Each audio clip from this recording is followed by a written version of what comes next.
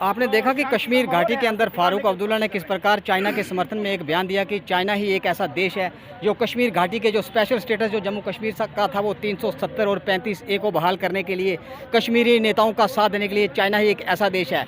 China वह देश है जिसने गलवान घाटी के अंदर भारतीय सेना के लगभग 2 दर्जन के करीब वहाँ पर हमारे भारतीय सेना के वीर सिपाहियों को वहाँ पर शहीद किया था। और चीन के समर्थन में फारूक अब्दुल्ला जो यहाँ के पूर्व मुख्यमंत्री रह चुके हैं और यहाँ के देश के बड़े पद पर रह चुके हैं देश की राजनीति में, उनके द्वारा दिया गया विवादित बयान जिसके बाद सुंदरबनी में फारूक अब्दुल्ला का पुतला जलाया जाता है। यहाँ पर बजरंग दल के जो स्थानीय कार्यकर्ता हैं वे अपना रोष प्रदर्शन कर रहे हैं। ये बताएंगे कि फारूक अब्दुल्ला का दिया गया बयान किस प्रकार कश्मीर घाटी के माहौल को खराब करने में लाभकारी सिद्ध हो सकता है।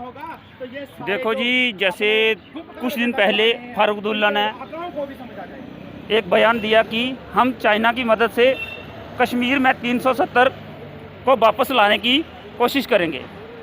देखो, जो 370 जो है भारतीय सरकार ने संविधान के दायरे में रहते हुए इसको जो पहले लगाया था उसको खारिज किया, और ये बोलते हैं कि हमारी देशभक्ति पे आप शक करते हो। आप बताओ, जो आदमी एक देश में रह के देश विरोधी ना कोई भी बात बोलता है उस पर शक नहीं किया जाए तो क्या किया जाए। इन्होंने जब भी इन्होंने कोई बयान दिया है, कश्मीर घाटी में खून की नदियां बही हैं। जब भी ये 1 साल से ये नज़रबंद थे तब तक कश्मीर घाटी तकरीबन जो थी सब जगह कोई खून खराबा नहीं हो रहा था। जैसे ये बाहर आए हैं और इन्होंने उल्टे सीधे बयान देना शुरू किए हैं, इससे जो है दंगे भड़काने का काम शुरू हो चुका है। देखो, कश्मीर किसी के बाप की जागीर नहीं है। कश्मीर से कन्याकुमारी तक भारत एक है और एक रहेगा। चीन तो क्या, कोई भी दुनिया की ताकत कश्मीर को भारत से अलग नहीं कर सकती। भारत कश्मीर का था, है और रहेगा। ये कोई फारूक अब्दुल्ला, महबूबा मुफ्ती या किसी के बाप की कोई जागीर नहीं है।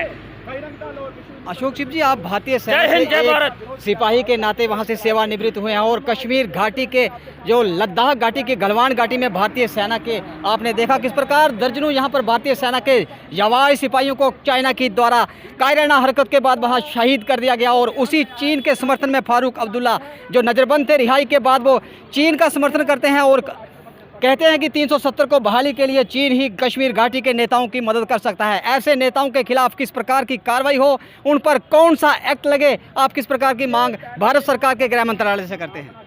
शुक्रिया, नमस्कार। मैं तो आपको ये कहना चाहता हूँ कि जैसे फारूक अब्दुल्ला, उमर अब्दुल्ला या महबूबा मुफ्ती जी जिस प्रकार का ये बयान दे रहे हैं, बहुत ही शर्मनाक बयान है और हम चाहते हैं कि इनके ऊपर कानूनी कार्रवाई और सख्त से सख्त कार्रवाई होनी चाहिए। और ये कोई फारूक अब्दुल्ला या महबूबा मुफ्ती या किसी के बाप की जंगीर नहीं है, ये हिंदुस्तान का एक अंग है और जो सेना है वो अच्छी तरह से काम कर रही है। फारूक अब्दुल्ला बोलने से कुछ नहीं होगा।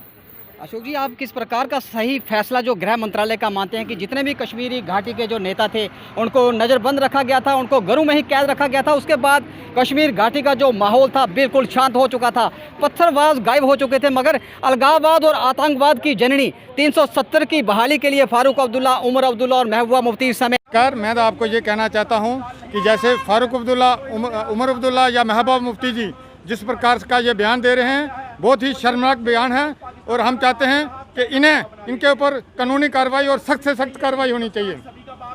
और ये कोई फारूक अब्दुल्ला या महबूबा मुफ्ती या किसी के बाप की जंगीर नहीं है, ये हिंदुस्तान का एक अंग है और जो सेना है वो अच्छी तरह से काम कर रही है। फारूक अब्दुल्ला बोलने से कुछ नहीं होगा।